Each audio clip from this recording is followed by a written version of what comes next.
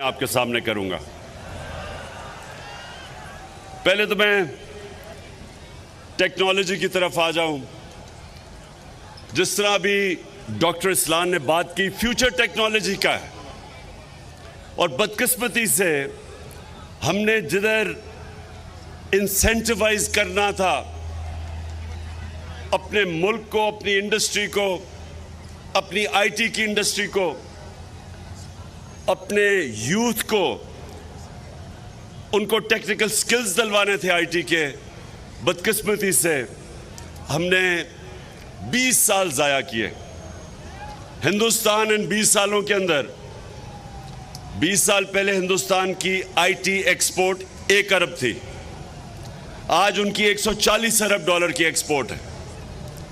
तो अब जरा मैं आपको पर्सपेक्टिव देना चाहता हूं कि हमारी टोटल एक्सपोर्ट्स और हमारे ज़माने में एक रिकॉर्ड एक्सपोर्ट्स हुई हैं 32 अरब डॉलर की। 32 अरब डॉलर रिकॉर्ड एक्सपोर्ट्स थी पाकिस्तान की।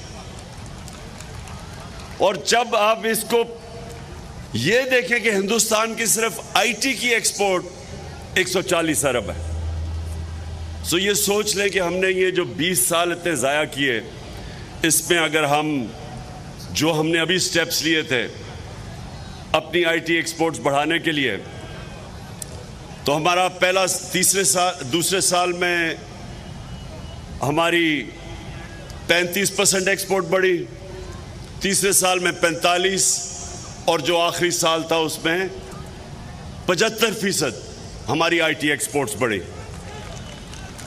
हमने इंसेंटिवाइज किया, हमने स्पेशल आईटी जोन्स शुरू की जिसके अंदर टैक्स इंसेंटिव्स दिए। मैं ये इसलिए आपको जल्दी जल्दी बता रहा हूं क्योंकि अभी मैंने आपसे और भी बातें करनी है। मुझे लग रहा है इतना ज्यादा आपको आईटी के अंदर इंटरेस्ट नहीं है जितना होना चाहिए। फ्यूचर आईटी है, टेक्नोलॉजी की फ्यूचर है।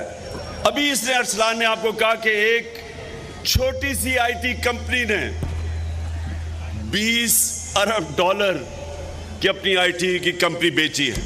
छोटी सी कंपनी, आईटी के अंदर 30 साल की कम से नौजवान अपनी कंपनीज बनाते हैं और बिलियनर्स बन जाते हैं।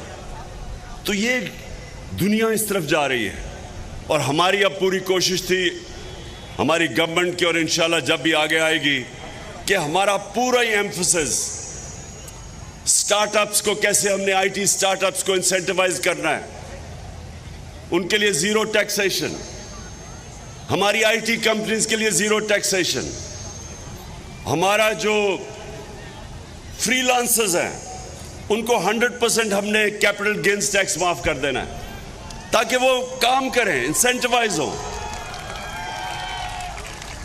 लेकिन मैं क्योंकि बड़ी देर के बाद गवर्नमेंट कॉलेज आया हूं, मैं ये चाहता हूं कि अब आप गौर से मेरी बातें सुने कि इंसान और जानवर में फर्क क्या है। इंसान और जानवर में क्या फर्क है? दो बहुत बड़े फर्क हैं। मैं पहले तो एक एरिस्टोटल ने 2500 साल पहले एक बात कही। ये गवर्नमेंट कॉलेज गौर से मेरी बात सुनना।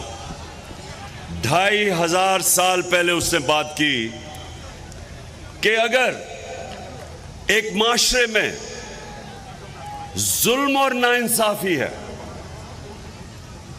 अगर माशरे में जुल्म और नाइंसाफी है, सारे माशरे के लोग उसके खिलाफ खड़े होंगे, आवाज बुलंद करेंगे, यानी सियासत में आएंगे उसको काउंटर करने के लिए। लेकिन दो तबके जुल्म और नाइंसाफी का मुकाबला नहीं करेंगे। नंबर वन जो बुज़दिल हैं, जो डरते हैं कि हम ये ताकतवर जालिम के सामने खड़े होंगे तो वो हमारे पर जुल्म करेगा। कूफा के लोग